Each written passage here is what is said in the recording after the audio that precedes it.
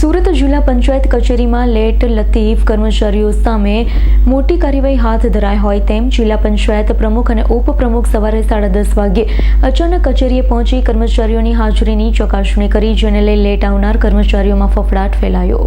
સરકારી કર્મચારીઓ સમયસર કચેરીમાં હાજર રહેતા ન હોવાની સતત ફરિયાદો બાદ જિલ્લા પંચાયતે કડક વલણ અપનાવ્યું હોય તેમ આજે સવારે 10:30 વાગ્યે જિલ્લા પંચાયત પ્રમુખ અને ઉપપ્રમુખ જાતે કચેરીમાં પહોંચી હાજરીની તપાસ કરી મોડા આવતા કર્મચારીઓને રંગે હાથે પકડવાની તૈયારી કરવામાં આવી હોય તેમ લોકોના કામોમાં વિલંબ અને બેદરકારીના આક્ષેપોને ધ્યાનમાં રાખી આ કાર્યવાહી હાથ ધરાઈ હતી।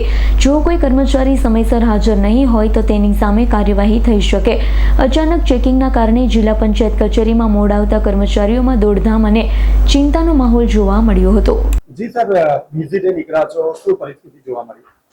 આજે સુરત જિલ્લા પંચાયત કારોબારી અધ્યક્ષ તરીકે પદભાર સંભાળ્યા પછી મારો પ્રથમ દિવસ છે અને આજે મેં નક્કી કર્યું હતું કે શિક્ષા વિભાગ અને બીજા વિભાગોની મુલાકાત લેતા પ્રાથમિક દ્રષ્ટિએ એવું જોવા મળ્યું કે અહીં કર્મચારીઓ હજુ પણ આવ્યા નથી।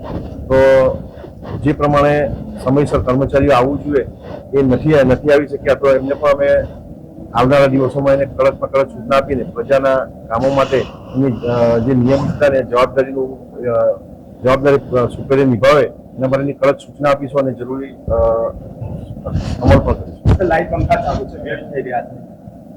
આ લાઇટ પંખા સમયસર જ્યારે કચેરીનો સમય થાય છે એટલે લાઇટ પંખા ચાલુ તો હોય એટલે સર કોઈ એક અધિકારી નથી તો મેં જોયો હસવાનું શું મતલબ થાય? નહીં, એવું હસવાનું એવું નથી હોતું।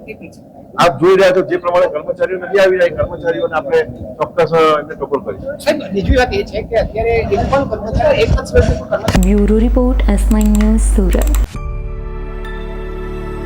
અમારી તમામ માહિતીથી અપડેટ રહેવા માટે જોડાયેલા રહો S9 ન્યૂઝ સાથે।